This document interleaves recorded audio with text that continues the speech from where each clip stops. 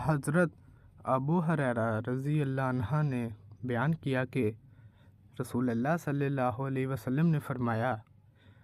جب تم میں سے کوئی سجدہ کرے تو ایسے نہ بیٹھے جیسے کہ اونٹ بیٹھتا ہے،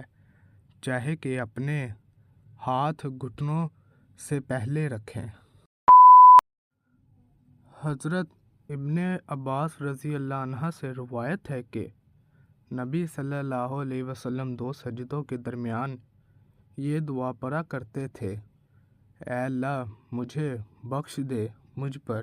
رحم فرما، مجھے عافیت دے اور ہدایت دے، اور مجھے رزق دے۔ سیدہ اسماء بنت ابی بکر رضی اللہ عنہا